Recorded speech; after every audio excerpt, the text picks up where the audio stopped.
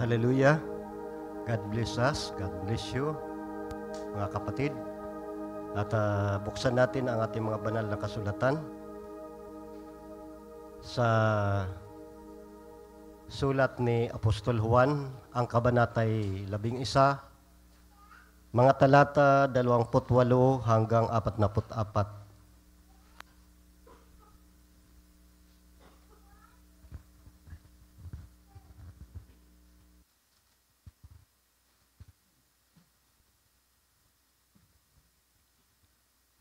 Hallelujah. Ito po ang sinasabi.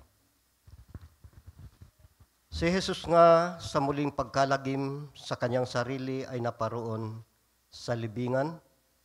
Yaon nga'y isang yungib at mayroong isang batong nakatakip sa ibabaw noon. Sinabi ni Jesus, alisin ninyo ang bato. Alisin ninyo ang bato. Si Marta na kapatid niyang namatay ay nagsabi sa kanya, Panginoon, sa ngayon nabubulok na ang bangkay sapagkat may 4 na araw na siyang namamatay. Sinabi sa kanya ni Jesus, di baga sinabi ko sa iyo na kung ikaw ay sasampalataya ay makikita mo ang kaluwalhatian ng Diyos. Kaya't inalis nila ang bato at itiningin ni Jesus sa itaas ang kanyang mga mata at sinabi, Ama, nagpapasalamat ako sa iyo na ako'y iyong dinidinig. At nalalaman ko na ako'y lagi mong dinirinig, ngunit ito'y sinasabi ko dahil sa karamihan na sa palibot upang sila'y magsampalataya na ikaw ang nagsugo sa akin.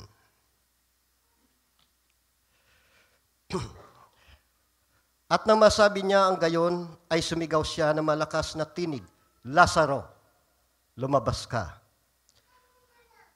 Siya na patay ay lumabas, natatalian ang kanyang mga kamay at mga paa ng kayong panlibing, at ang kanyang mukha ay nababalot ng isang panyo. Sinabi sa kanila ni Jesus, siya'y inyong kalagan, bayaan ninyong siya'y yumaon. Iyoko natin saglit ang ating mga ulo. Hallelujah. O dakilang Diyos at mapagpalang Ama, muli, narito po o Diyos ang iyong mga hinirang na ibinang Lord. Panginoon, kami po o Diyos ay makikinig ng iyong mga salita. Dalangin po namin o Diyos na ito ay maunawaan namin. Tulungan niyo po kami, Ama, na makabangon upang kami ay maging patutuo sa aming mga kapatid na nasa labas. Katulad ng aming binasa o Diyos. Basbasan mo po, O Diyos, ang bawat isa sa amin at ang iyong abang lingkod. Hindi ang aking sarili ang makita kundi ikaw na mangungusap sa bawat isa sa amin. Lord, abutin mo ang mga pangangailangan namin. Anuman ang kanilang dalang kahilingan, kami ay naniniwala na ikaw ang Diyos na mapagbiyaya. Ang lahat ng ito ay aming dalangin sa mo sa dakila't makapangyarihang pangalan, sa pangalan ng aming Panginoong Hesukristo. Amen. Hallelujah. Maaari na tayo magsiupo. Hallelujah. It is not hard to believe. Kapag nakita natin ang mga linikha ng Diyos, paniwalaan natin na ito ay nagmula sa kawalan. Ang binasa po natin ay sinimulan ko po ito sa verse 38. Subalit ang kabuuan nito, mga kapatid, ay ang buong chapter 11 o hanggang sa verse 44. Ang binasa natin ay verse 38 hanggang 44. Dahil ayaw ko na mapagod kayo sa katatayo, kaya hiling ko na ituon natin ang ating mga pakinig. Napakinggan natin ang mga pangangaral dito. Ipinahayag sa atin ng ating pastor para sa doon sa mga di nakakapag-attend ng Miyerkules o pailan-ilan kapag linggo, minsan wala. Pinaliwanag sa atin ang patungkol sa kawalay sa Diyos dahil sa mga kasalanan, dahil sa pride, at lalo-lalo na yung knowledge. Kapag wala tayong knowledge o pagkaunawa, kaalaman, maraming tao ang napapahamak. Ito po ay mababasa natin sa Oseas 4:6. Paki-plus mo lang, sister, na sinasabi, my people are destroyed because lack of knowledge. Basahin nyo na lang. I will also reject thee that thou hast be first, seeing hast forgotten the law of the God, I will also forget thee. Kapag rinijik pala natin ang Panginoon, i-reject din niya tayo. Kaya ipanaliwanag sa atin ang karunungan. Ang pagkatakot sa Diyos ay pasimula ng karunungan. At dadako na po tayo sa ating binasa at nais ko po na simulan ito sa verse 1. Ang mga ilan dito ay babasahin natin, ang ilan ay ipapaliwanag ko na lang sa inyo. Dahil dito, ang ating Panginoon ay pumupunta ito sa Bitanya. Ang Bitanya ay malapit ito sa Judea o sa Jerusalem. Dito makikita po natin ang kaunting biography, kaunting pagpapakilala. Na sinabi nga sa 18, verse 18, ang Bitanya nga ay malapit sa Jerusalem na may layong 11 estadyo. Marahil yung estadyo, yung sa atin siguro ay kilometro. Hayaan na natin. Ang pagpapakilala ay malapit sa Jerusalem, 15 layo o kilometro. At pinakita rito, sa verse 1, isang tao nga na may sakit si Lazaro para makita po natin kung bakit binasa ko lang yung 38 hanggang 44. Sanayon ni Maria at ni Marta na kanyang kapatid. Na ito yaong si Marta o si Maria sa verse 2 na tayo na nagpahid sa Panginoon ng engkwento, ibig sabihin ng pabango. At kinuskos ng kanyang mga paa ang buhok na ang kanyang kapatid ni Lazaro ay may sakit. Sa verse 3, nagsugo nga sa kanya ang mga alagad na babae na nagsabi, Panginoon, narito siya na iyong iniibig ay may sakit. Pagdating sa verse 4, ngunit pagkarinig ni Jesus nito ay sinabi niya, ang sakit na ito hindi sa ikamamatay, kundi sa ikaluluwalhati ng Diyos upang ang anak ng Diyos ay luwalhatiin sa pamamagitan niyon. Binibilis-bilisan ko lang ang pagbabasa dahil limitado ang oras natin. Ang oras ay hindi magpapahintulot. Ako pa naman ang unang tatayo matapos kami ay magkaroon ng meeting. Sa verse 5, inibig nga ni Jesus si Marta at ang kanyang mga kapatid na babae at si Lazaro. Nagpasugo ang mga kapatid ni Maria at Marta ng isang mensahero, subalit nagpaliban ang ating Panginoon. Nang mabalitaan nga niya na may sakit, ay tumahan 2 araw ng panahong yaon sa dating kinaroroonan. Sa pagkatapos nito ay sinabi niya sa mga alagad, tayo na muli sa Judea. Verse 8, sinabi sa kanya ng mga alagad, Rabay, o guro, pinagsisipapang batuhin ka ng mga Hudiyo at muli ka namang pupunta roon? Yan ang tanong ng mga alagad. Sumagot si Jesus, hindi baga ang araw ay may 12 oras, kung ang isang tao ay lumalakad samantalang araw, hindi siya matitisod sapagkat nakikita niya ang ilaw ng sanlibutan. Referring ito mga kapatid sa ating Panginoon, na kapag kasama ang Panginoon, hindi matitisod. Sinabi ng Panginoon, I am the light of the world. Na ang sino man sumusunod sa ating Panginoon na hindi lalakad sa kadiliman. Amen? Kapag tayo sumusunod sa ating Panginoon kailanman, hindi tayo matitisod. We are the light of the world. Sa pagpapatuloy, mga kapatid, sa verse 10, ngunit, sumagot si Jesus, hindi baga ang araw, dito na tayo, ngunit ang isang tao lumalakad, samantalang gabi ay natitisod siya sapagkat walang ilaw sa kanya. Ang mga bagay nito ay sinalita niya at pagkatapos dito ay sinabi sa kanila, si Lazaro na ating kaibigan ay natutulog. Ako'y paroon upang gisingin ko siya sa pagkakatulog.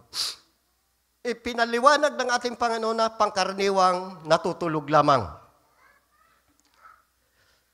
Sinabi ng mga alagad sa kanya, Panginoon, kung siya natutulog, siya ay gagaling. Sinilitangan ni Jesus ang tungkol sa kanyang pagkamatay, datapwat sinampantahan nila na ang salita ay karaniwang pagtulog. Nang magkagayon nga ay sinabi sa kanya ni Jesus, ng malinaw, si Lazaro ay patay. Sa verse 15, ngunit, at sinabi rito, ikinagagalak ko dahil sa inyo rin na ako'y wala roon upang kayo'y magsipaniwala. Hindi sinabi ng Panginoon, nagpapasalamat ako sapagkat siya'y patay, kundi sinabi niya, nagpapasalamat ako dahil ako'y wala roon. Bakit? Dahil ito'y para sa kanila, para sa inyo, upang makita, ipakita ko sa inyo, upang sila ay magsipaniwala. Okay, sa verse 18, yung binasa natin, ang Bitanya nga ay malapit sa Jerusalem na may layong 12 estadyo. Nang dumating, pumunta na ang Panginoon. Dahil ang sabi ng Panginoon, tayo na. At pagdating dito sa verse 21, sinabi nga ni Marta kay Jesus, Panginoon, kung ikaw sana'y narito, disin ang kapatid ko ay hindi namatay. Panginoon, kung ikaw sana'y nandito, ang kapatid ko ay hindi namatay. Minsan kapatid, iniisip natin, kung ako'y mahal ng Diyos, bakit nangyayari sa akin ang mga bagay na ito? Mga kapatid ko, ito'y pinapahintulutan ng Diyos dahil sa kanyang ikaluluwalhati. Nagpalipas pa ang ating Panginoon ng 2 araw hanggang sa dumating siya doon. Ng 4 na araw ng nakalibing doon sa ating binasa. Delay is a stage of preparation. Ang orasan ng ating Panginoon ay hindi katulad ng ating orasan. At kapag tayo dumadalangin, ang nais natin agad ang katugunan.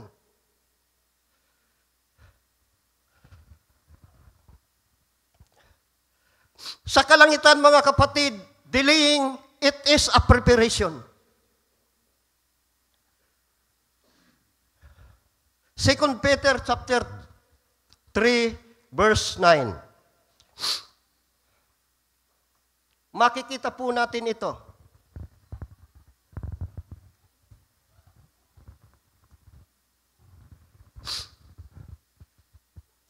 Ang sabi dito, hindi mapagpaliban ng Diyos ang Panginoon tungkol sa kanyang pangako na gaya ng papalibang ipinalalagay ng iba.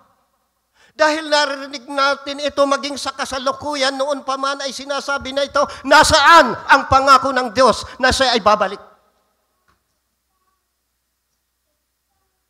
Kundi nagpapanihod sa inyo na hindi niya ibig na ang sino man ay mapahamak, kundi ang lahat ay magsisi. Ay kung dumating na ang Panginoon, kapatid ko, kay Kristo, nasaan kaya tayo? Nadili ang Panginoon dahil para sa atin lahat upang tayo magkaroon ng kaligtasan. Amen. Salamat dahil kung dumating na ang Panginoon, nasaan kaya tayo? May awitin nga, nasaan kaya ako, Jesus, kung wala ka? Kung dumating ang Panginoon, napalagay ng iba. Delaying, it is not a denying. It is a preparation. Ipiniprepare ka pa, kapatid, sa malaking gagawin ng ating Panginoon. Amen? Hallelujah!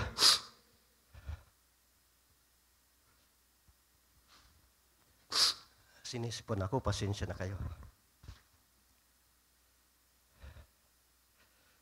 Diba?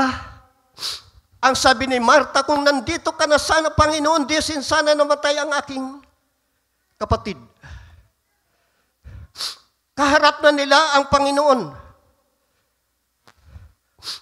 Marami tayong namimiss na aamis dahil sa ang tinitingnan natin ay ang hinaharap, ang future. Kung tayo'y may karamdaman, kung tayo'y may sakit, nahihirapan, ano ang sasabi natin? Minsan, narinig natin, may sakit ako, may karamdaman ako, okay lang. Ay, okay lang dahil may millennium, darating ang rapture, may babaguhin ng Diyos ang aking katawan. Yes! Yan ang katotohanan. But kapatid, huwag kang tumingin sa hinaharap. Ang tingnan mo, ang Diyos natin ngayon, yan ay isang event. Hallelujah! Diba, Brother Alex, minsan talakayan ko kaunti ang iyong patotoo. Ang ating Brother Alex, ang kanyang pamilya nung nagpapaaral, dumating sa kanilang buhay ang kahirapan. Siya ang may patotoo niyan. Napakaraming mga pagkakautang. Ano ang sabi ng ating kapatid? May Shirley, magdilubyo na sana. Mag-rapture na sana. Maghukom na sana. Para ano? Para matapos na ang problema. Darating yan sa hinaharap. Napakabiyaya ng Diyos sa ating mga kapatid na ito na makilala nila ang Diyos. Kapatid, sila'y binayayaan na kapag tapos ang kanilang mga anak, halos lahat sila ay nandito. Naglilingkod sa Diyos dahil mapagpaliban ng Diyos. Hinihintay niya na ang lahat ay magsisi at maligtas. At ngayon, nandito sila naglilingkod sa ating Panginoon dahil nakilala nila ang Diyos. Ngayon, hindi bukas, hindi sa nakaraan, hindi sa future, kapatid. Ang Diyos natin ay hindi lamang Diyos nakaraan, kundi siya ay Diyos natin ngayon. Amen? Sabi ni Marta, Panginoon, kung nandito ka sana, di sana'y namatay ang aking anak. Nakakalimutan natin ang pangako ng Diyos. Sinabi ng Diyos, Jesus Christ is the same yesterday, today, and forever. Woo! Lagi tayong tumitingin sa hinaharap.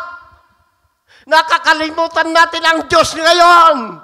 Kilala natin ang Diyos sa nakaraan. But now, ang Diyos natin ay walang pagbabago. Siya pa rin ang Diyos nakaraan. Siya pa rin ngayon at ang hinaharap. Woo! Lagi tayong tumitingin. Yes. Oo, may sakit ako. Huwag kang tumingin sa rapture. Yes, alam natin na may rapture, subalit huwag tayo mag-focus doon. Ihanda natin ang ating mga sarili sa rapture. Amen.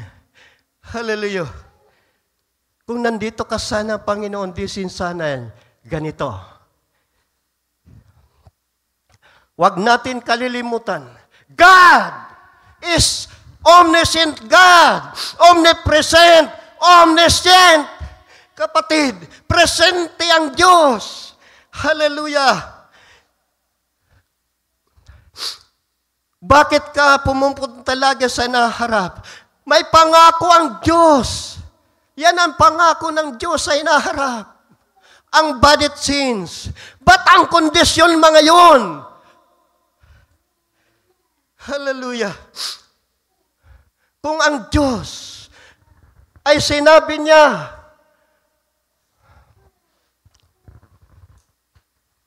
kay Marta, I am. Ang pinag-uusapan natin ay patay. Si Lazaro ay namatay. Kaya niya sinabi, I am the resurrection and the life. Sa future. But now, ang sabi ng Diyos, I am Jehovah Rapha. Ako ang Diyos ng kagalingan. I am Jehovah Jireh. Hindi yan sa hinaharap. Now! Hallelujah. Kung ikaw ay pinanghihinaan sa espiritual,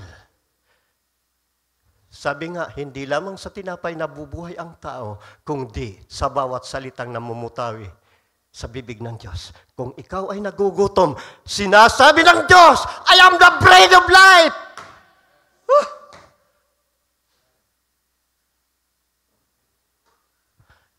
Kung ikaw ay naliligaw, kapatid, ang sabi ng Panginoon, I am the good shepherd. Lumapit ka lang sa akin.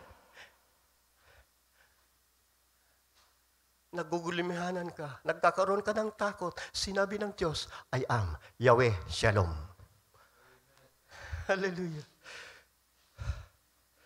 Ang kondisyon natin ay pinapahintulutan ng Diyos para sa kanyang ikaluluwalhati. Subalit may sakit, kapatid, sa kakagawan din natin. Kaya tayo nagkakasakit. Bakit? Inaabuso natin. We are the temple of God. Ang sabi ng Panginoon, kung sisirain ninyo ang templong yan, kayo iwawas sa akin ng Diyos, sapagkat ang templong yan ay banal at kayo ang templo ng Diyos na buhay. Amen. Kaya nga, ang nais ng Diyos, tayo'y lumapit sa Kanya. Huwag kang tumingin lagi sa hinaharap o sa millennium. Ganito ang gagawin ng Panginoon. Okay lang, may bad sins naman. Yes! Yan ay event! Pangako ng Diyos sa hinaharap.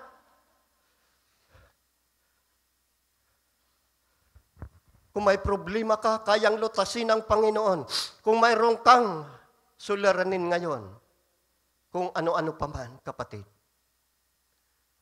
ang Diyos ay palaging nariyan.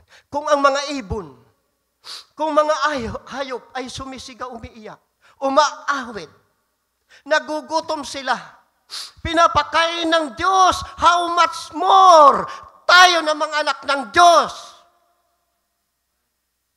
na hindi niya ipagkaloob ang lahat ng bagay sa atin.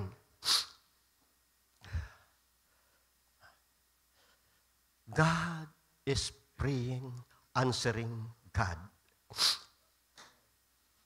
Sabi niya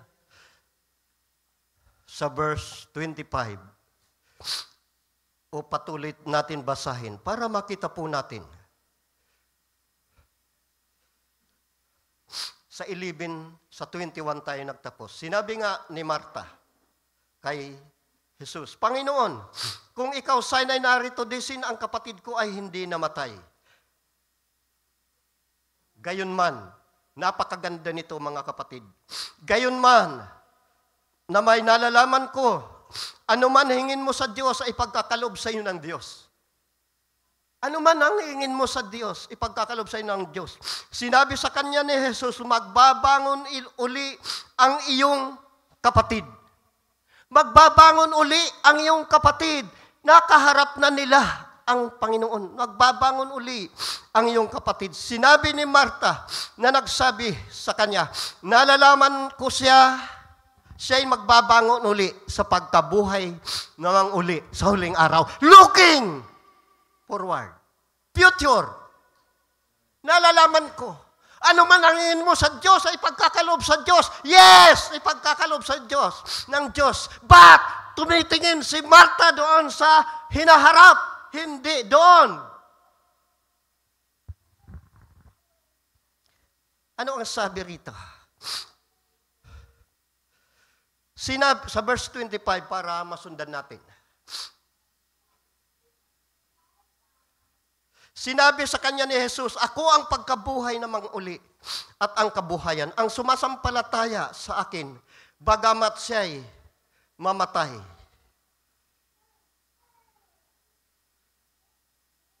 Gayon may mabubuhay siya. At ang sino man nabubuhay at sumasampalataya sa akin ay hindi mamamatay kailanman. Sinasampalatayanan mo ba ito? Sabi ng Panginoon kay Martha, kayo tatanungin ko, sinasampalatayanan nyo ba ito?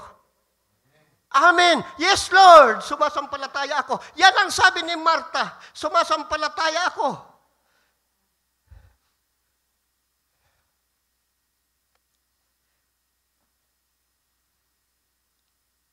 At sinabi sa kanya, oo, Panginoon, sumasampalataya ako na ikaw ang Kristo, ang anak ng Diyos. Sa makatuwid bagay ang paparito sa mga huling araw, future. Doon na naman bumalik si Martha.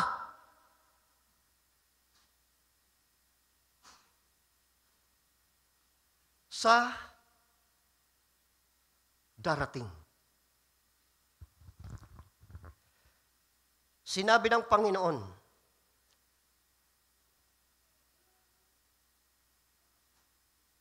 ang sabi ni Martha, oo, Panginoon, sumasampalataya ako na ikaw ang Kristo na ang anak ng Diyos. Sa makatuwid bagay ang paparito sa sanlibutan. Tayo naniniwala. Subalit, nakakalimutan natin ang ngayon. Bakit ka pupunta sa hinaharap? Nagpakilala ang Panginoon. Kung may problema ka ngayon, I am Jehovah. I am the good shepherd. I am your healer.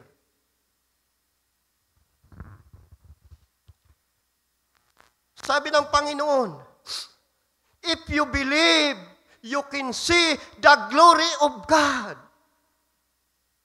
Balikan natin ang 25 dahil itong binabasa natin, ipagpatuloy natin.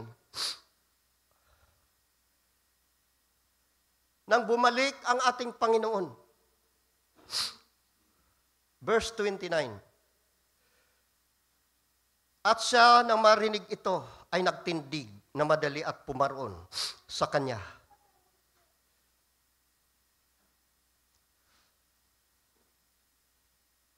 Hindi pa dumarating si Jesus sa nayon, kundi naroon pa sa dakong kinasalubungan sa kanya ni Martha. Basahin din natin ang verse 31. Ang mga Hudyo nga ay kanyang mga kasama sa bahay ay nagsisialiw yung mga nakikiramay. Yung mga, anong tawag, nakikialiw, nakikiramay, tama. Sa kanya pagkakita ni Maria, dahil sinabi ni Martha, ang Panginoon ay dumarating. Sinabi ni Maria na siya'y, pagkakita nilang si Maria na nagtindig na madali at lumabas sa kanya, lumabas ay nagsunod sa kanya na inaakalang paroroon siya sa libingan upang dooy tumangis.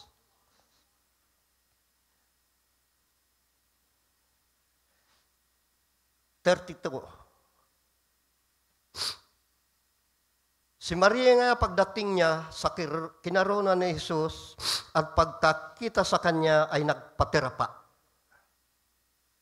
sa kanyang paanan at sinabi sa kanya, Panginoon, kung ikaw sana'y narito, disin ay hindi namatay ang aking kapatid.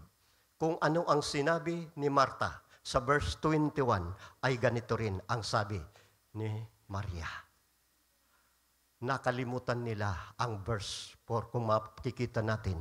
Ang kanyang sakit ay hindi sa ikamamatay, kundi sa ikaluluwalhati ng Diyos.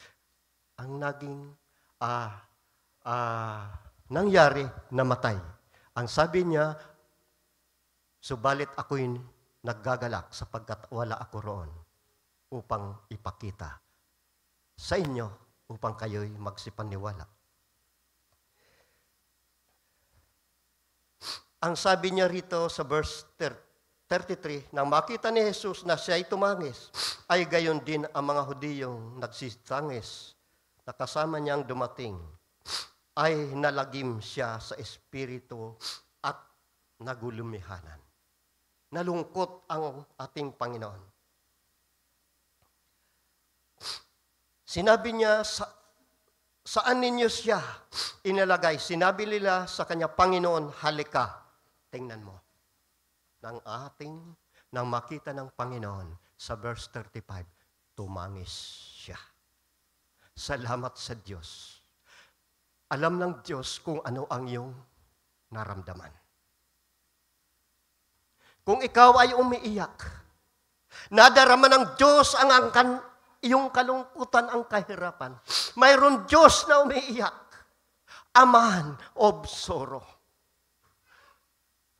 Ito sana ang nais kong ipapamagat o ito ang babasahin natin. Kaya lang, sabi ko nga, isang word, ito ang pinaka maiksi sa Biblia. One word lang, tumangis si Jesus. Mayroong Diyos na nagmamalasakit, nalulungkot, umiiyak. Amen? Yan ang pag-ibig ng Diyos sa atin, kapatid. Ang Panginoon ay umiiyak. Hallelujah. Tumangis si Jesus. Kaya kung ano ang problema mo, kapatid, alam ng Diyos, naramdaman ng Diyos ang ating pag-iyak. Maraming mga believer, mananampalataya, they were looking backward. They were looking forward. Nakakalimutan ang Diyos ngayon. Jesus Christ is the same yesterday, today, and forever. Siya ang Diyos natin ngayon. Hallelujah. Oo, may pangangailangan ako. May problema ako. Pero may rapture. Yes. May sakit ka. He is a Jehovah Rapha. Presente ang Panginoon. Sabi nga ni San Pablo Apostol,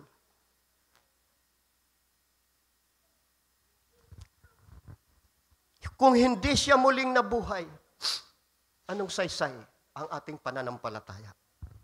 Ang Panginoong Hesus ay naparito sa sanlibutan. Ipinanganak dahil yan ang pangako ng Diyos.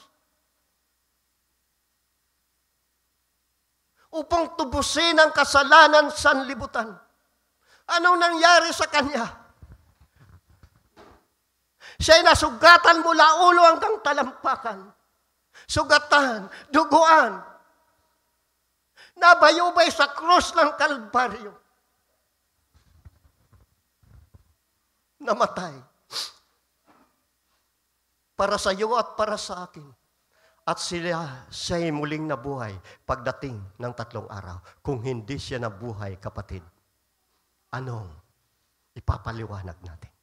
Anong saysay ang ating pananampalataya? Siya ay muling nabuhay upang tayo rin naman na sumasampalataya sa Kanya ay bigyan niya ng buhay.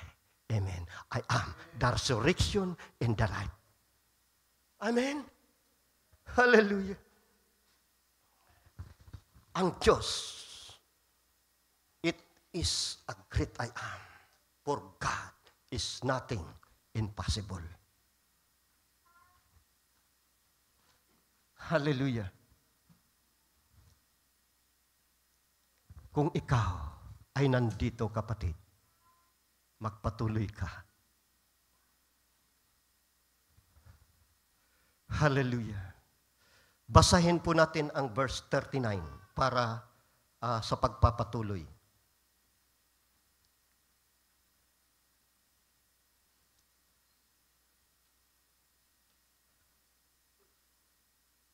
O 37, basahin natin para makita natin mamaya ang lahat ng karakter dito sa ating pinag-aaralan ay makikita sa lahat na umaakyat dito.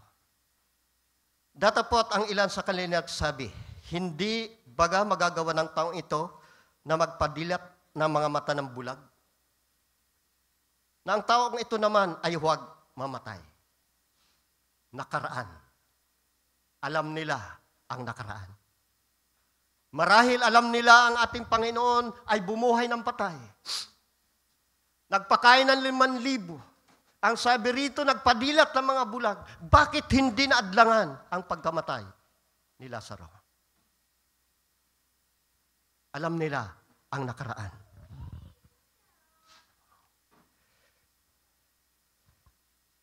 Doon na tayo sa ating binasa. Doon na tayo sa ating binasa.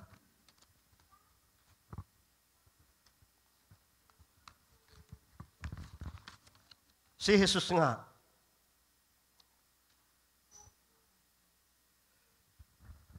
muling sa kanyang pagkalagim,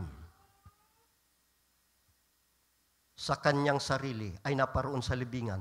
Yaon ay isang yungib at mayroon isang batong nakatakip sa ibabaw noon. Nalagim siya. Nalungkot ang Panginoon. Hallelujah.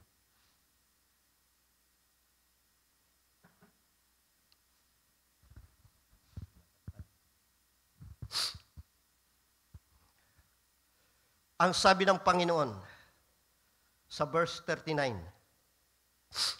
sinabi ni Jesus, alisin ninyo ang bato.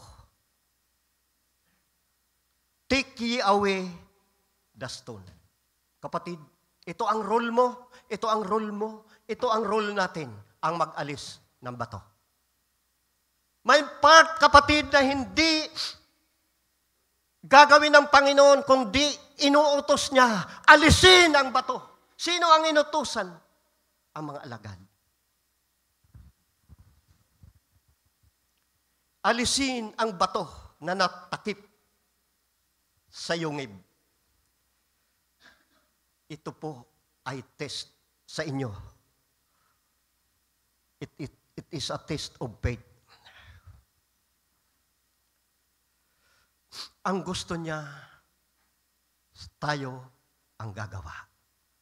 Roll the stone. Take ye away the stone. Hallelujah. Ano ang sabi ni Marta? Alisin ang bato. Si Marta, na kapatid niya ang namatay, nagsabi sa kanya, Panginoon, ngayon ay nabubulok na ang bangkay sapagkat may araw, 4 na araw na siyang namatay. Ano ang tinitingnan ni Marta? Ang sintom. Ay Panginoon, walang formalin. Nabubulok na. Nangangamoy na sa ibang salin na nangangamoy na. Ano ang sabi ng Panginoon? Di ba sinabi ko sa inyo, kung maniniwala ka, makikita mo ang kaluwalhatian ng Diyos.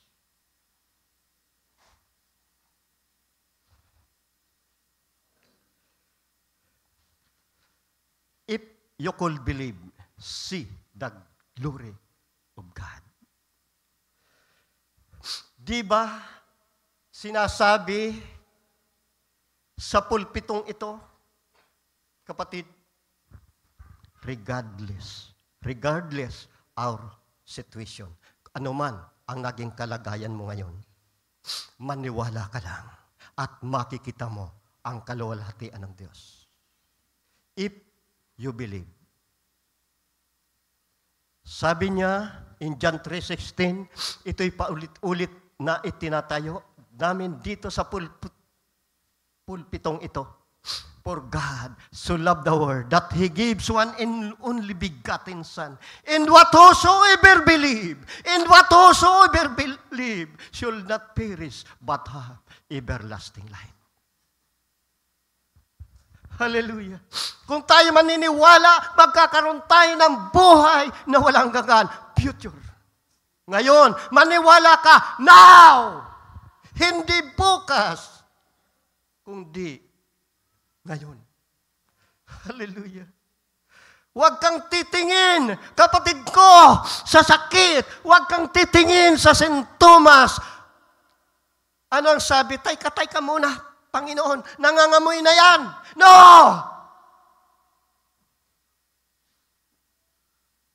Yan ang tao.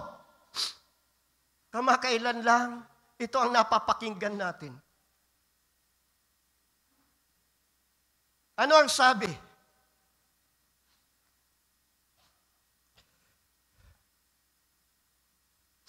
Ano ang sabi ng ilan? Di ba? Bakit ang taong yan ay sumasama sa inyo? Bakit ang taong yan, di ba, maging ako ay kinausap? Siguro may pagmamalasakit din naman. Maging ang ating pastor. Alam ito. Hindi ba ang taong yan? Bakit nandyan yan? Lulukuhin lamang kayo yan. Di ba? Ganon yan. Ganon kung ano pa ang sinasabi. Isa siyang kriminal, drug addict, mamamatay tao, drug user, drug pusher. Nasa sa inyo na ba yan? Yes! Bakit?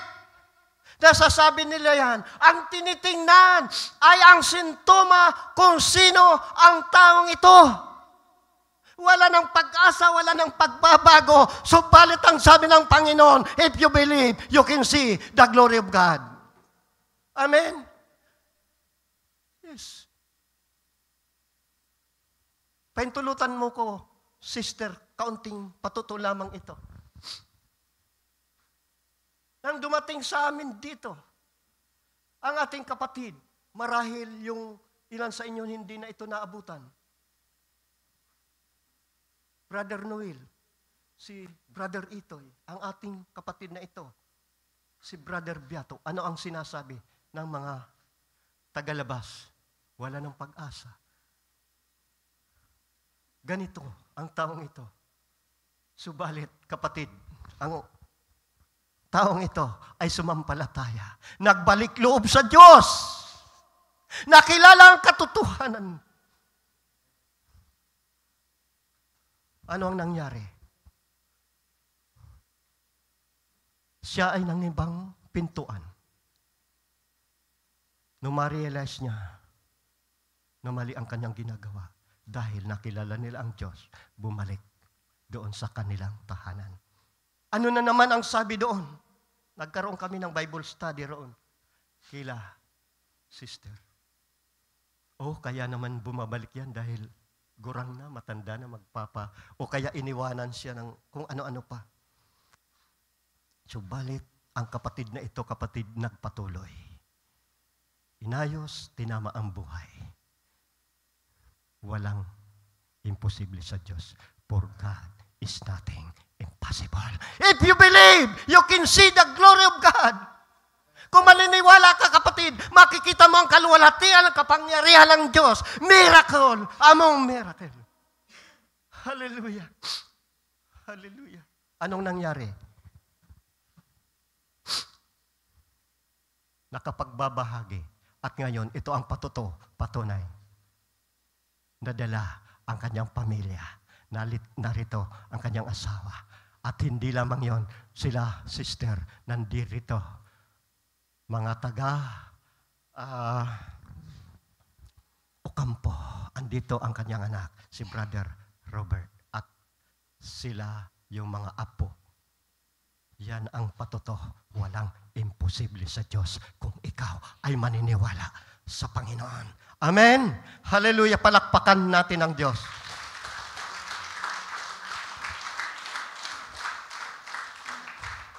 Ano ang sabi ng Panginoon? Take ye away the stone. Sabi ni Marta, nabubulok na ang bangkay. 4 na araw nang siyang nakalibing. Sinabi ko na sa iyo, Marta, kung maniniwala ka, makikita mo ang kaluwalhatian ng Diyos. Amen? At sinabi ng Panginoon,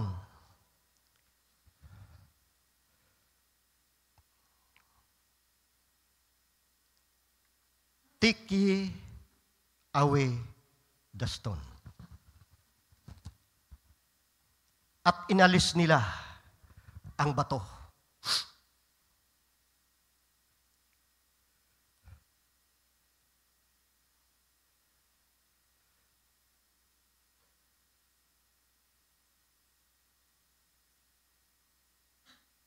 Pag-alis, ang sinabi niya sa verse 41, ubasahin natin ang verse 40 para makita natin. Sinabi sa kanya ni Jesus, di baga sinabi ko sa iyo na kung ikaw ay sasampalataya ay makikita mo ang kaluwalhatian ng Diyos? Ito ang ating tema. If you believe, you can see the glory of God. You see the glory of God. Kaya't inalis nila ang bato. Pag alis ng bato, ano ang ginawa ng ating Panginoong Hesukristo? Tumingala sa langit, nanalangin, nagpasalamat, Ama, nagpapasalamat ako sa iyo. Sapagkat lagi mo akong dinirinig. Nalalaman ko na ako iyong dinirinig. Ginagawa ko ito upang sila'y magsipaniwala na ako iyong sinugo. Amen? Yan ang mababasa natin. Nagpapasalamat ako sa iyo, O Diyos. Kapatid, ito ang nais ng Diyos na maging attitude sa mga mananampalataya. Kung ikaw ay may pangangailangan, lumapit ka sa Diyos. Kapag ikaw ay nakapanalangin na kapatid, magpasalamat ka na dahil ito ay pagkakaloob ng Diyos. Yan ang nais ng ating Panginoon. Hebreo, chapter 11, verse 1. Hallelujah. Ngayon nga ay ang pananampalataya ay siyang kapanatagan sa mga bagay na hinihintay, ang katunayan ng mga bagay na hindi nakikita. It is a substance of things not seen. Now faith is a substance of things hoped for, the evidence of things not seen. Yan ang nais ng ating Panginoon. Sumigaw siya. Lazaro, come forth! Lumabas ka! Kapatid, sabi ni Brother Branham, kung hindi binanggit ang pangalan Lazaro, maraming patay ay magsisibangon. Amen? But mga kapatid, tinawag ang pangalan mo, ang pangalan ko, upang ikaw ay lumabas. Bumangon. Lazaro, lumabas ka.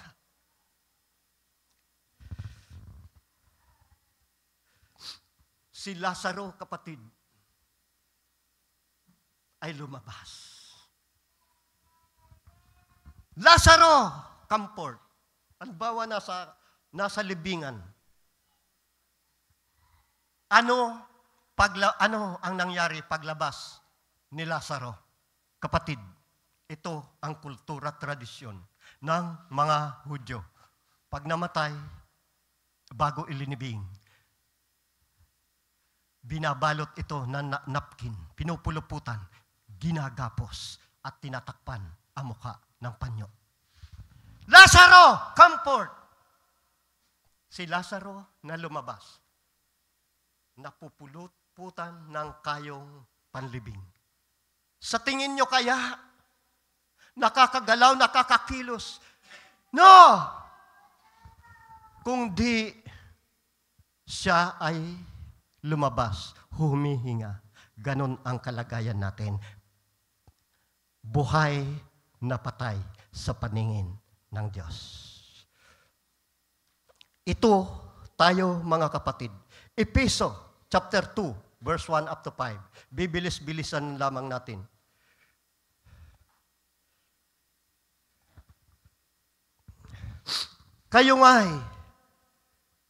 Kayo'y binuhay niya nang kayo'y mga patay dahil sa inyong pagsalansang at mga kasalanan, na inyong nilakaran noong una ayon sa lakad ng sanlibutan ito.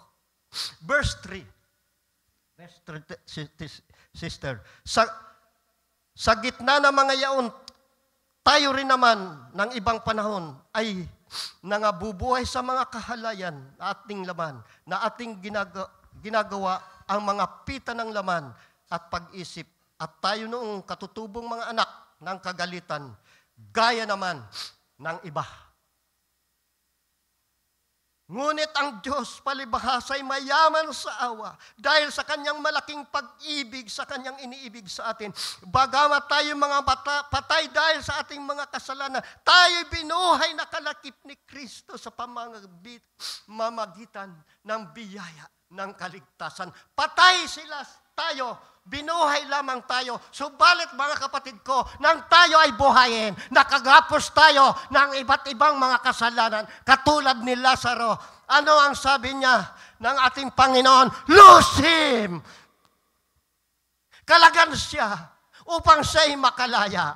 Kapatid ko kay Kristo, nung ikaw ay baguhan pa rito, kapatid, kapag sinabi ng preacher, ng MC, ng sung leader, itaas ang kamay. Ganun lang, Brother Itoy. Bakit? Nakagapos pa. Ako nakagapos sa bisyo ng pride, kung ano-ano pa man. Kaya, nung ako'y makadalo sa mga ganitong gawain, tumitingin ako, baka may makakita sa akin, nahihiya. Dahil nakagapos pa ang aking mga kamay. Subalit kapatid, nung ako'y nagpatuloy sa gawain, kapag sinabi ng preacher, kahit di pa sinasabi, na kapag tataas na ng kamay, kapag sinabi, praise the Lord, hallelujah, hallelujah, malaya kang nakapagtataas. Bakit? Ikaw ay pinalaya. Loose him and let him go. Amen. Hallelujah! Napakaraming tao na buhay, subalit hindi makapagpuri sa Diyos. Bakit? Nakagapos!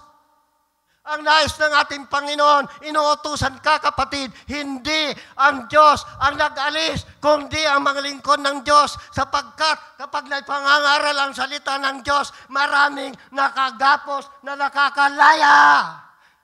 Amen! Lose him! Kalagan siya, ito ang gawain natin na kapag ibinabahagi natin ang salita ng Diyos, maraming tao ang babangon at nakakalaya. Amen. Because the Bible is the Word of God. The Word of God is the will of God. The Word of God is the voice of God. Kapag ang salita ay tinanggap, kapag ang salita ay naipangaral, maraming tao ang babangon, maraming tao ang lalaya. Amen. Marahil, ikaw ay nakagapos dati sa kasalanan ng bisyo, alak, sugal, sigarilyo, pamamabay. Kapatid, subalit nang ikaw ay magpatuloy dahil ang sabi ng Panginoon, lose him, let him go. Ikaw ay nakalaya, malaya kang nakapagpupuri, nakapagpapasalamat sa Diyos dahil ikaw ay malaya. Amen.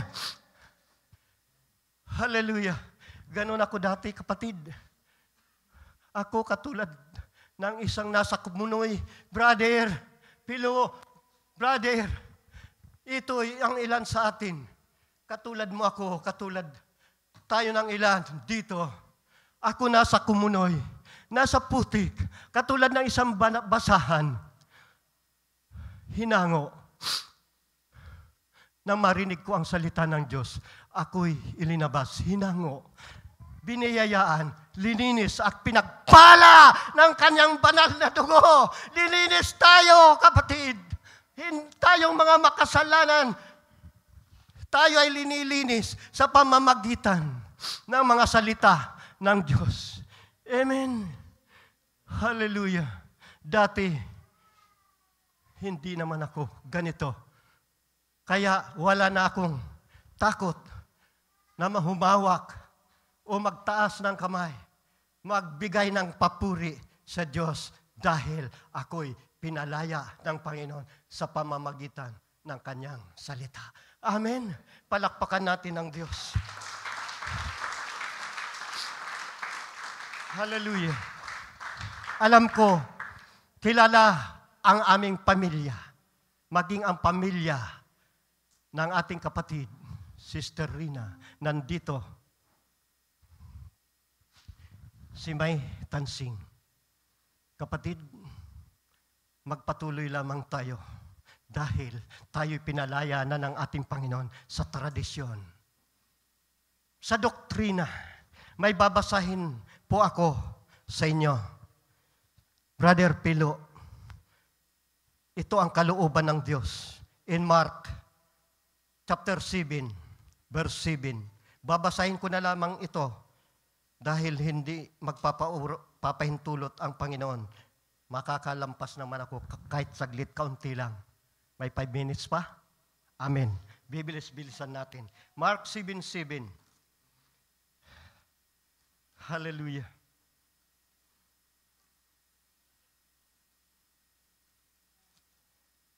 Ano ang sabi rito? Dapat datapwat, walang kabuluhan, ang pagsamba nila sa akin. Kahabag-habag. Na nagtuturo ng kanilang pinakaaral na mga utos ng tao. Ito yung doktrina na aking pinanggalingan. Nilisan ninyo ang utos ng Diyos at inyong pinanghawakan ang salit-saling sabi ng mga tao.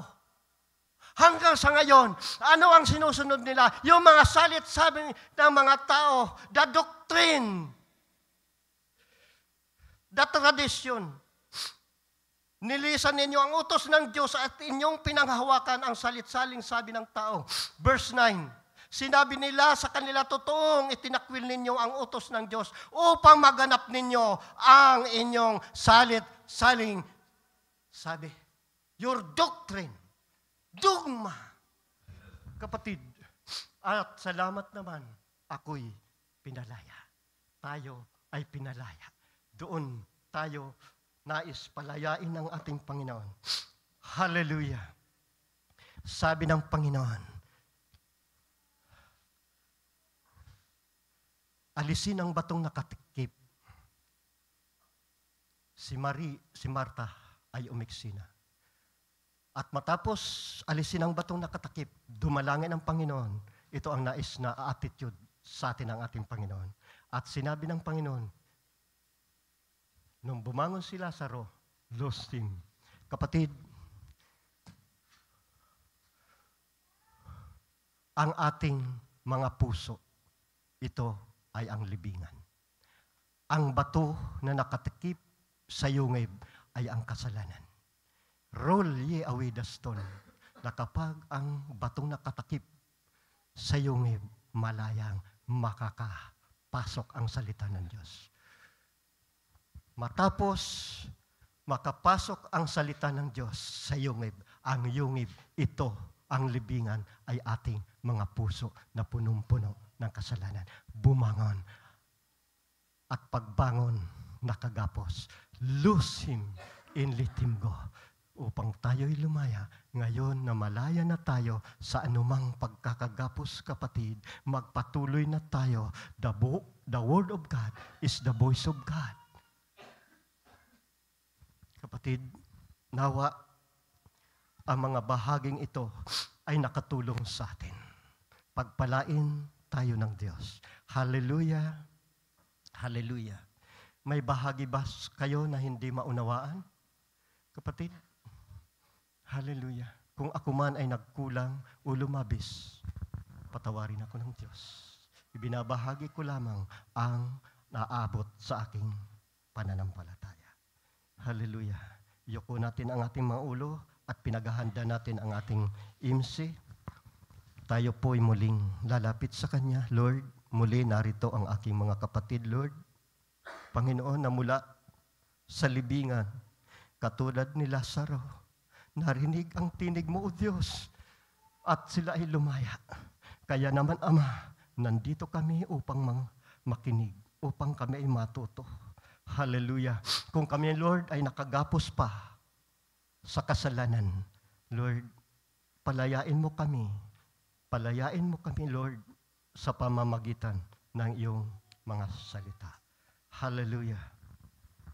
Bilang karagdagan, mga kapatid, hallelujah, at magpasalamat tayo sa Diyos. Makikita po natin bilang karagdagan, mayroon po akong ilang talata rito.